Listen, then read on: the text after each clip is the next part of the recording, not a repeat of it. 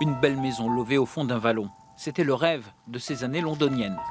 Il y a 4 ans, Donna a tout laissé pour acheter ce vieux château. Avec un brin de malice, elle souligne qu'elle en est la première propriétaire britannique depuis le roi Henri Ier d'Angleterre. À l'époque, il s'en était emparé par la force, mais cela remonte au XIIe siècle. C'est ma maison, je n'ai plus rien en Angleterre.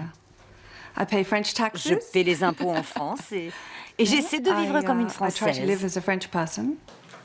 À Londres, elle tenait un cabinet vétérinaire. Au vieux château, Donna a ouvert 4 chambres d'hôtes, ce qui lui permet de financer les restaurations. C'est sa nouvelle vie, dit-elle.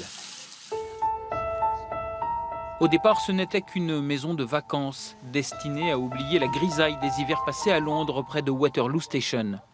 Amanda et son mari ont d'abord acheté la vue et la verdure. C'est un potager français, mais avec les légumes anglais. Et cela fait déjà 15 ans qu'Amanda a laissé son travail de secrétaire dans un cabinet d'avocat pour venir vivre ici à l'année. Je profite des belles légumes ici. Oh, avec le thon et le bon terre. Et Londres ne vous manque pas? Non, pas du tout. Ils aspiraient d'abord au calme. Richard faisait du business à Hong Kong, à New York. C'était dans une autre vie. Janet et Richard coulent désormais une retraite tranquille. Ils sont au Renoir depuis 25 ans déjà. Je lis beaucoup, hein, mais je lis aussi en français. Vous êtes presque française. Normande. La vie était douce, c'était un exil tranquille. Et puis est arrivé ce jour de juin, cette brisure sortie des urnes, le Brexit.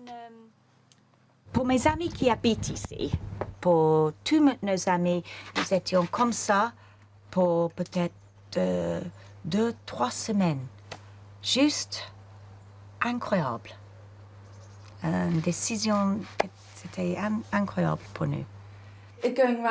C'est un sujet que j'ai en tête en permanence. Peut-être aussi parce qu'on est ici en Normandie où il y a tous ces vestiges de la guerre. C'est comme si les Anglais avaient oublié les raisons pour lesquelles on a bâti l'Union européenne. Bonjour Nicole. Ah, Donna, bonjour, ça va? Chaque semaine, Donna travaille la langue de Molière, une autre frontière qu'elle entend bien aussi abolir. Alors, vous vouliez dire quoi? Alors, vous avez... Did you travel very far today? Est-ce que tu viens de loin? On était une grande famille, quoi, avec l'Angleterre, et c'est de sortir. Voilà, on s'est écartés, et c'est presque une trahison. Parce qu'on était tellement... on se côtoyait tout le temps, on s'apprécie, et d'un seul coup, il y a cette coupure. Vous avez eu l'impression que le vote était presque tourné contre vous? Je pense que certaines personnes ressentent un rejet, comme si les Anglais les avaient rejetés. C'est stupide. C'est stupide. Inexplicable. Par dépit, par précaution aussi, Janet a presque aussitôt décidé de devenir française. Je suis allée à la mairie, le secrétaire m'a donné ça, la préfecture l'a envoyé, et puis c'est parti. c'est parti. Ça a été quelque part votre réaction au Brexit? Oui, tout à fait. Oui. C'est-à-dire? Oui, je veux pas faire partie d'un pays si clos, comme ça. Hein.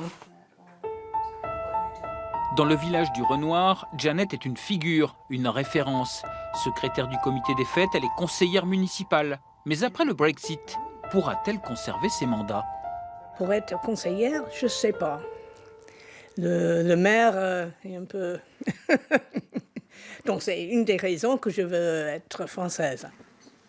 Amanda et Donna ont décidé de lui emboîter le pas. Elles veulent aussi devenir françaises pour s'éviter des tracasseries administratives liées au séjour des étrangers et pour continuer à voyager. You have to know the Déclaration des droits de l'homme et du citoyen.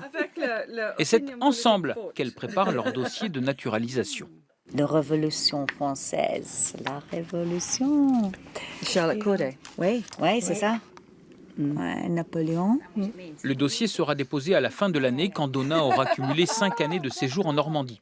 Et cette demande de naturalisation va bien au-delà d'une simple formalité administrative. Le drapeau européen symbolise En prenant la nationalité française, Amanda, Janet et Donna veulent d'abord montrer leur attachement à l'Union.